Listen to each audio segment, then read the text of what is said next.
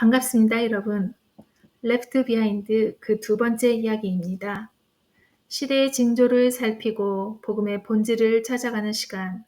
지금부터 이 편을 시작하겠습니다. 대서양 3만 피트 상공, 거대한 펜콘 747 여객기가 자동 조종 장치에 몸을 맡긴 채 부드럽게 밤하늘을 가르고 있습니다.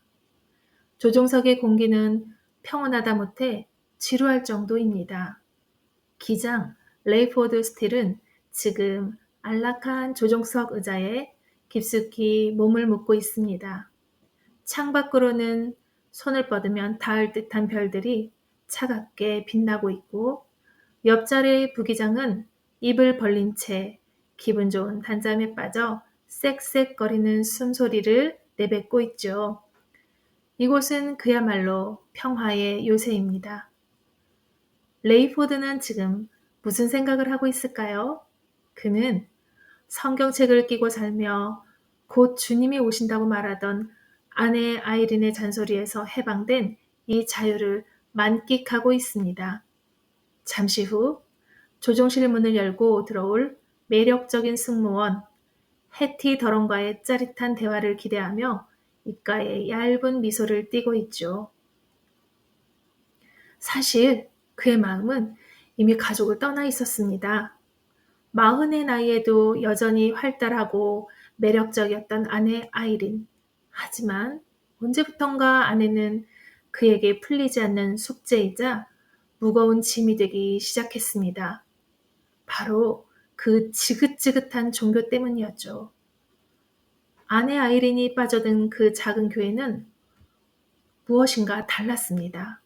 그곳은 사람의 자율성을 존중해 주기보다 지금 당신의 삶에 하나님이 무슨 일을 하고 계시는지, 당신은 정말 구원받았는지 끊임없이 질문하고 몰아세우는 곳이었어요. 여보, 당신은 정말 주님을 개인의 구주로 영접했나요? 아내의 그 진지한 눈빛, 그리고 휴거니 심판이니 하는 그 이야기들. 지성인을 자처하는 레이포드에게 그것은 광신적인 집착이자 견디기 힘든 소음이었습니다. 그는 그 불편함을 견디다 못해 도망치듯 비행에 나섰고 이제는 27살 해티 더럼이라는 젊은 여자의 선망 어린 시선 뒤로 숨으려 합니다. 그는 생각합니다. 이번 비행이 끝나고 집으로 돌아가면 대학에 다니는 딸 클로이와 함께 아내의 그 황당한 종교 이야기에 단호히 선을 긋겠노라고 말이죠. 조종석의 정막 속에 울려 퍼지는 한 남자의 이기적인 욕망. 그는 전혀 몰랐습니다. 자신이 비웃던 아내의 그 믿음이 이 평온한 비행이 끝나기 전 그의 삶을 어떻게 산산조각 낼지 말입니다. 그때 조종실 문이 거칠게 열리고 해티 더럼이 들어옵니다. 하지만 그녀의 표정은 레이포드가 상상하던 설렘과는 거리가 멀었어요. 안색은 창백하게 질려있고 입술은 경련하듯 떨리고 있었죠. 기장님, 승객들이 사라졌어요. 옷만 남기고 모두 증발했다고요. 레이포드는 처음엔 농담이라 생각했습니다. 하지만 해티의 눈동자에 서린 진실한 공포를 보는 순간 심장이 덜컥 내려앉았습니다. 그는 조정석을 박차고 객실로 나갑니다. 객실의 풍경은 기괴함 그 자체였습니다. 비명소리도 몸싸움의 흔적도 없었어요. 그저 승객이 앉아있던 자리에 그들이 입고 있던 옷가지가 허물처럼 그대로 놓여져 있었습니다. 셔츠, 바지, 속옷, 심지어 안경과 틀니, 콘택트 렌즈까지 의자 위에 덩그러니 남겨져 있었죠.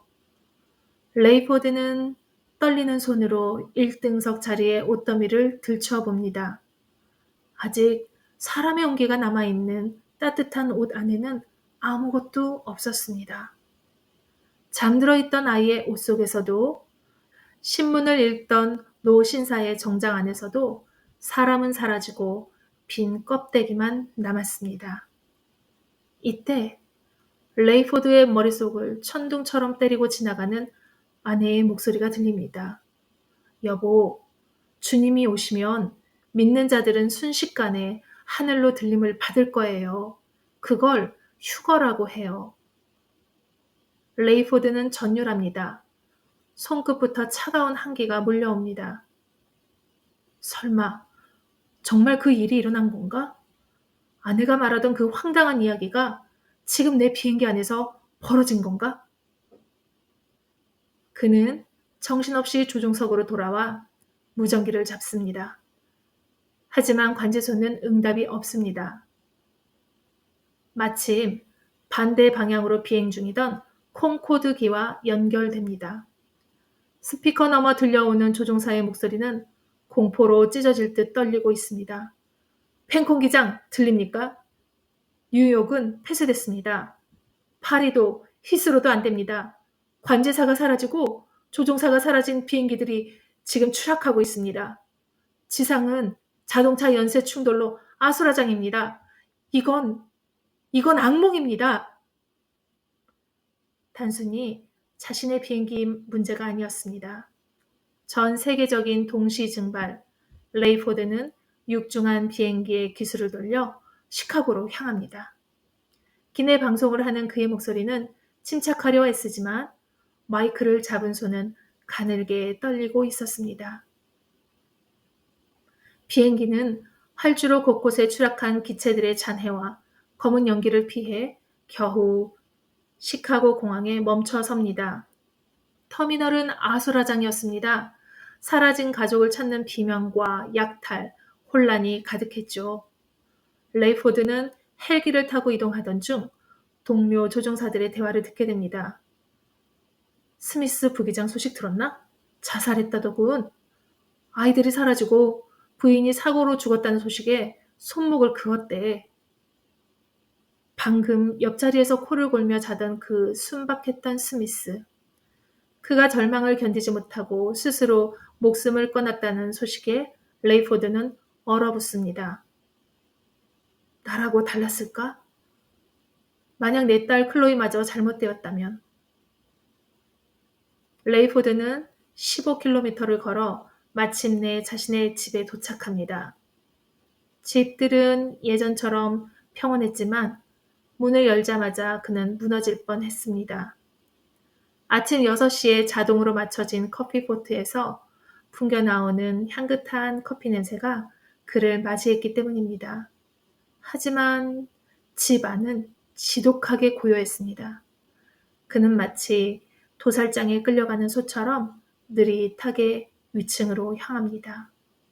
아들의 방, 침대 위에는 아들 레이미가 입던 책이 놓여 있고 이불을 젖히자 아이가 입던 불스 농구팀 잠옷과 양말이 주인의 형상대로 놓여 있었습니다.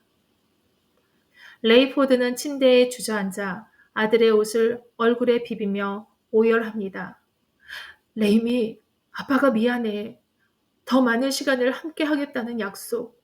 지키지 못해서 정말 미안해.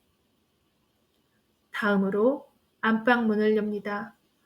침대 위에는 아내의 채취가 고스란히 남아 있습니다. 시트를 걷어내자 아내의 목걸이와 베개 옆에 놓인 결혼 반지가 보입니다. 레이포드는 무너져 내립니다. 반지를 손에 쥐고 침대에 앉아 아내가 보냈던 소포를 뜯어봅니다. 그 안에는 그가 가장 좋아하는 하트 모양 초콜릿 과자가 들어있습니다. 그는 아이린이 남긴 과자를 한 입 베어뭅니다. 과자 냄새와 맛이 아내의 채취를 느끼게 해 고마울 따름이었습니다. 우유 한 잔을 곁들이지만 목이 메워 넘길 수가 없습니다. 그는 찬장 꼭대기 케이크 상자에 숨겨두었던 위스키를 꺼냅니다. 버번 위스키가 목을 타고 뜨겁게 흘러내립니다. 닿는 곳마다 불에 타는 것 같으면서도 한기를 느끼게 해 온몸이 떨립니다. 나에게도 알코올 중독자 기질이 있는 걸까? 하지만 이런 상황이라면 누군들 제정신이겠어. 레이포드는 이제 깨달았습니다. 아내가 그토록 경고했던 그 순간이 왔고 자신은 선택받지 못했다는 사실을요. 지금까지 쌓아온 자신의 업적과 지성이 얼마나 무력한 것인지 뼈저리게 느낍니다. 하지만 절망만 할 수는 없었습니다. 그는 딸 클로이의 기숙사에 전화를 시도합니다. 수십 번의 시도 끝에 딸의 친구 에이미와 연결됩니다. 클로이는 집으로 가려고 준비 중이에요. 딸이 살아있다는 안도감. 레이포드는 주먹을 불끈 칩니다. 이제 변해야 한다. 클로이를 다시 만나는 순간 우리는 진리를 향한 탐구를 시작할 것이다. 무엇이 우리를 남겨지게 했는지, 그리고 앞으로 어떤 일이 닥칠지 알아내야만 한다. 그는 거실 소파에 누워 텔레비전에서 흘러나오는 니콜라의 카르파티아의 사진을 응시합니다. 금발의 수려한 외모를 가진 루마니아의 젊은 정치가 전 세계가 비탄에 빠진 이 순간 등장한 저 남자는 구원일까요? 아니면 또 다른 심판의 시작일까요? 레포드 스틸, 남겨진 자의 처절한 사투는 이제 막 시작되었습니다. 이제 시간을 잠시 되돌려 보겠습니다. 레이포드 기장이 조종하던 그 시각, 그 비행기 안에는 이 비극을 전혀 다른 눈으로 기록해야 했던 또 다른 남자가 있었습니다. 바로 글로벌 위클리의 최연소 수석기자 캐머런 벅 윌리엄스입니다. 그는 비행기가 아수라장이 되기 직전까지 14개월 전 이스라엘 사막에서 목격했던 그 기괴한 전쟁의 기억을 되새기고 있었습니다. 당시 벅은 하임 로젠바이크 교수를 취재하기 위해 이스라엘에 있었습니다. 하지만 평화로운 농장은 순식간에 지옥으로 변했죠. 러시아의 수천 대의 전폭기가 예루살렘을 기습 공격했던 그날 밤, 벅은 현장에서 죽음을 기다리고 있었습니다. 하지만 상식 밖의 일이 벌어졌습니다. 하늘에서 쏟아지던 러시아 전투기들이 공중에서 갑자기 폭발하며 불덩이가 되어 추락하기 시작한 겁니다. 마치 보이지 않는 거대한 손이 하늘에서 비행기들을 하나하나 낚아채듯 말이죠. 이스라엘 사람들은 단 한 명도 다치지 않았고 파편은 오직 빈터와 사막에만 떨어졌습니다. 벅은 그때 떨리는 손으로 메모를 남겼습니다. 이것은 인간의 전쟁이 아니다. 이것은 신의 개입이다. 그 사건 이후 벅은 세상이 보이지 않는 거대한 힘에 의해 움직이고 있다는 사실을 본능적으로 감지하고 있었습니다. 그리고 지금 그 힘이 다시 한번 인류를 덮친 것입니다. 그러한 기억을 되새기고 있을 때 비행기 안은 순식간에 아수라장이 되었습니다. 벅의 옆자리에서 코를 골며 신문을 읽던 노신사는 온데간데 없고 그가 입고 있던 황갈색 스웨터 조끼와 바지, 심지어 보청기와 안경까지 완벽하게 놓여진 채 의자 위에 있었죠. 구두는 바닥에 그대로인데 그 안에 육체만 증발한 겁니다. 벅은 가방에서 연장을 꺼내 기내 전화기를 뜯어내기 시작합니다. 승무원 해티더럼이 달려와 제지하려 하지만 벅은 그녀의 손을 잡고 간절하게 설득합니다. 해티, 이건 장난이 아니에요. 세상에 종말일지도 모릅니다. 누군가에게 소식을 전해야 해요. 벅은 전화선 피복을 벗기고 자신의 노트북을 직접 연결합니다. 수십 번의 전송 실패 끝에 마침내 뉴욕의 스티브 플랭크 편집국장에게 짧은 메시지를 띄웁니다. 저는 무사합니다. 하지만 세상이 변했습니다. 비행기는 겨우 시카고 공항에 착륙합니다. 비상 슬라이드를 타고 내려오다 어깨가 깨지고 피가 흐르지만 벅은 아픔도 잊은 채 터미널로 달립니다. 그곳에서 만난 한 의사가 벅의 상처를 치료해주며 툭 던집니다. 그냥 제가 치료하게 해주세요. 할 일이 없어 미칠 지경이니까요. 오늘은 휴거 기념이라고 해두죠. 벅은 전율합니다. 휴거. 의사는 이미 이 사건의 본질을 꿰뚫고 있었습니다. 벅은 공항 구석에서 50대 흑인 여성 지국장 루신다 워싱턴을 떠올립니다. 그녀는 평소 벅에게 정직과 신앙의 길을 권했었죠. 자네처럼 똑똑한 친구가 왜 하나님이 하시는 일에는 관심을 두지 않는 건가? 벅은 그때 그녀의 말을 가볍게 넘겼던 자신을 비로소 자책하기 시작합니다. 벅은 루신다의 집으로 전화를 겁니다. 전화를 받은 것은 그녀의 어린 아들이었습니다. 엄마는 안 계세요. 저만 남았어요. 하지만 괜찮아요. 엄마가 어디 계신지 아니까요. 엄마는 지금 천국에 계시잖아요. 어린 소년의 목소리에는 슬픔보다 확신이 가득했습니다. 그때 런던의 정보원 더크 버턴에게서 온 메시지가 벅의 노트북 화면을 채웁니다. 캐머런, 내 말 잘 들어. 세계 경제를 주무르는 실세들이 움직이고 있어. 그들이 동유럽에서 온 한 젊은이를 전 세계 핵심 인물에게 소개하고 다닌대. 그 이름은 바로 니콜라의 카르파티아. 벅은 이 거대한 비극 뒤에서 인류의 역사를 송두리째 바꿀 새로운 질서가 움트고 있다는 사실을 직감합니다. 마지막으로 벅은 투손에 계신 아버지께 전화를 겁니다. 아버지는 형 제프의 아내 샤론과 아이들이 옷만 남긴 채 사라졌다는 비보를 전합니다. 하지만 아버지는 여전히 벅을 비난합니다. 캐머런, 넌 어릴 때부터 주일학교를 다녔으면서 왜 이렇게 이기적이니? 내 형은 처자가 사라져서 죽을 지경인데. 벅은 입술을 깨뭅니다. 아버지는 아직도 신앙을 교회 출석의 문제로 보고 있었습니다. 우리 목사님이 그러시더구나. 예수님이 오신 거라면 목사님과 나, 너까지 모두 같이 갔어야 한다고. 벅은 쓸쓸하게 전화를 끊습니다. 눈앞의 진실을 보고도 믿지 못하는 자들 사이에서 벅은 이제 인류의 마지막 목격자로서 이 거대한 음모의 배후를 끝까지 추적하기로 결심합니다. 이제 벅은 모텔의 TV를 켭니다.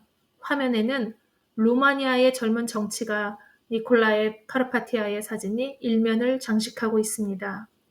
그 시각 집에서 절망에 빠져있던 레이포드 기장 역시 딸 클로이와 극적인 통화에 성공합니다. 클로이가 무사히 집으로 오고 있다는 소식에 그는 희망의 끈을 붙잡습니다. 하지만 그가 펼친 신문에도 벅이 주목하던 그 남자, 니콜라의 카르파티아의 수려한 사진이 박혀 있었습니다. 지구 반대편에서 각기 다른 절망을 마주했던 두 남자. 이제 그들의 시선은 약속이라도 한 듯 한 점으로 모이기 시작합니다. 떠난 자들이 남긴 허물 같은 옷가지들 사이에서 남겨진 자들은 과연 어떤 답을 찾아낼 수 있을까요? 본격적인 대환란의 시작과 그 뒤에 숨겨진 거대한 음모, 레프트 비하인드의 그 뒷이야기는 다음 영상에서 계속 이어집니다. 오늘도 함께 해주셔서 감사합니다.